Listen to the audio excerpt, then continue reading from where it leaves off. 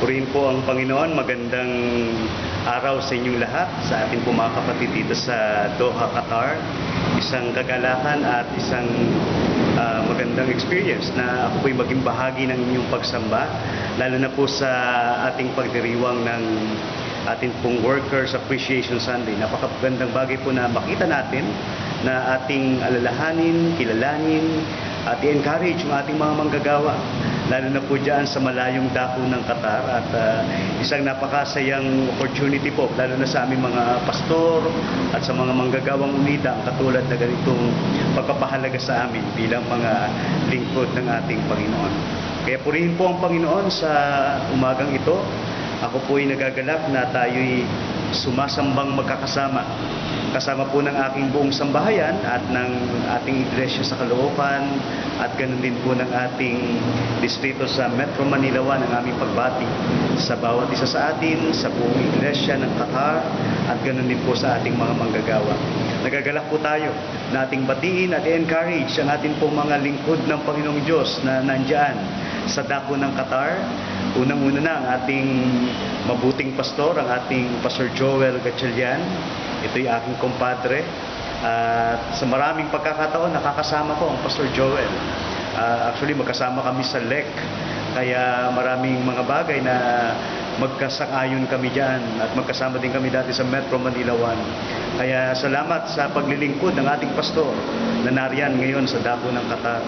Ganun din, hindi natin malilimutan ang ating pong minamahal na Diakonesa Atilea Zamora Montesilio. Napakabuting lingkod ng Panginoon, full of wisdom, at alam natin na patuloy na ginagamit ng Panginoong Diyos diyan po sa ating iglesia sa Qatar. At ganun din ang ating minamahal na kamanggagawa din naman, ang ating Pastor Rex Montesilio. Nakasama ko sa kabataan niyan at kami po'y patuloy na naglilingkod sa Panginoon sa maraming pagkakataon. Napakabuti ng Panginoon dahil ang tatlong ito'y ginagamit ng Panginoon sa kanyang ubasan, lalo na po sa lugar ng Qatar. Alam niyo po, ang gawain ng isang manggagawa ay hindi madali, lalo na kung nasa malayong lugar, na katulad po ng inyong lugar diyan. Naalala ko po na ang pangunahin kong dahilan upang kung bakit po ako nagpapahayag ngayon ay una is to encourage the church. Palakasin ang inyong loob at patuloy na encourage kayo na pahalagahan ang ating mga manggagawa. Kasama na po ang lahat ng mga lingkod ng ating Panginoon. Kaya tayo po'y nagpapatuloy na i-encourage sila. Alam niyo po, yung aking pinag-aralan, yung mga pangalan ng ating mga manggagawa dyan. Unang-una, ang ating Pastor Joel ay mula po sa wikang Hebreo ang kanyang pangalan. Yung kanyang pong pangalan ay Jehovah is God. Pero ipinapahayag din po dito na yung kanyang pangalan ay nangangahulugan ng strong-willed. Ibig sabihin, napakalakas ng kanyang pagnanasang magpatuloy at maglingkod sa Panginoon. Ganun din po ang ating Diakonesa Lea. Ang Diakonesa Lea, ang kanyang pong pangalan sa wikang Griego ay nangangahulugan ng bringer of good news. Tagapagdala ng mabuting balita, at ngayon nasa dako ng Qatar upang magdala ng mabuting balita para sa ating mga kapatid dyan. At ganun din po ang ating kapatid na ang ating Pastor Rex. Ang Rex po ay isang American name na ang ibig sabihin po ay mighty counselor, ruler. Kaya pag pinagsama-sama natin itong tatlong ito, ay talagang napakalakas ng ating gawain. Dahil meron na tayong strong-willed, meron na tayong bringer of good news, at meron po tayong mighty counselor, isang lingkod ng ating Panginoon. Nais ko pong encourage ang ating iglesia na patuloy ho nating bigyan ng pagpapahalaga ang ating mga manggagawa. Alam kong ginagawa nyo ngayon dyan. At ganoon din po sa liwanag ng mga salita ng Diyos ay nais kong atin pong pagbulay-bulayan ang aklat ng Kolosas, Kabanatang 1, talatang 7 hanggang 14. Ang sabi po sa wikang Tagalog, ito ay katulad ng natutuhan ninyo kay Epaphras, ang minamahal naming kapwa alipin, na tapat na tagapaglingkod ni Kristo para sa inyo. Siya rin ang nagsabi sa amin sa pamamagitan ng Espiritu patungkol sa inyong pag-ibig. Dahil di naman dito, mula ng araw na marinig namin ito, wala na kaming tigil sa pananalangin para sa inyo. Hinihiling namin na kayo ay mapuspos ng kaalaman ng kaniyang kalooban sa buong karunungan at sa espiritual na pagkaunawa.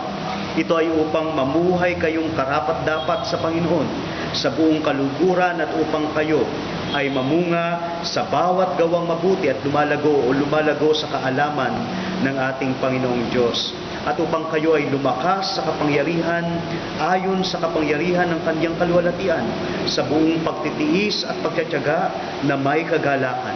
Magpasalamat kayo sa Ama na nagpaging dapat sa atin na maging kabahagi ng mana ng mga banal sa kaliwanagan. Siya ang nagligtas sa atin mula sa kapamahalaan ng kadiliman at inilipat tayo sa kaharian ng Kanyang pinakamamahal na anak. Sa Kanya ay meron tayong katubusan sa pamamagitan ng Kanyang dugo, ang kapatawaran ng mga kasalanan. Isang bagay po ang napakahalagang ipinapakita ng ating mga talata. Unay, nais po nating tignan yung background. Ang ating pong Apostol Pablo ay sumulat sa mga taga-Kolosas, although hindi naman po siya sa pagkakataong ito, hindi niya naranasan o hindi niya nakadaupang palad ang ating mga kapatid doon. Dahil ang nagpapastol po sa iglesyang ito ay si Epaphras, na siyang founder of the Church of Colossae. At nakita ho natin na meron po siyang mga bagay na nais gawin at ipahayag sa iglesyang ito. At maalala po natin, ang kasaysayan ng iglesyang ito ay meron pong mga hidwa o maling pananampalataya sa Colossus.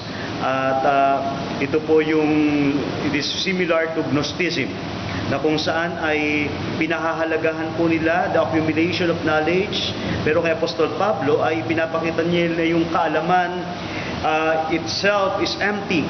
Kung puro kaalaman lamang ay walang kahulugan. To be worth anything, it must lead to a changed life and right living.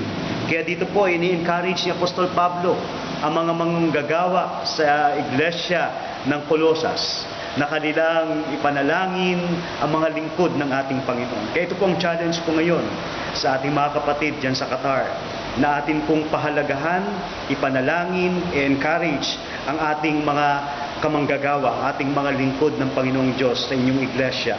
Meron pong 6 na mga bagay na ipinapakita sa ating mga talata. At nais kong tignan po natin ang mga bagay na ito. Ang number 1, yung kahalagahan po ng prayer, yung kahalagahan ng panalangin.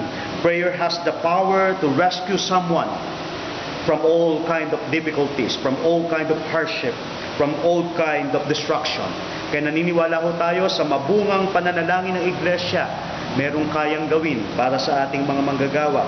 Ano po ang nais ni Apostol Pablo? Number 1, ipinapakita po dito yung pagkapahalaga natin, pagbibigay natin ng pagkapahalaga sa pananalangin, dahil naniniwala po tayo that we can request na yung ating mga manggagawa ay number 1 ay makita po yung tinatawag po nating kahalagahan nung mapuspos ng kaalaman ng kalooban ng ating Panginoong Diyos. Be filled with the knowledge of His will.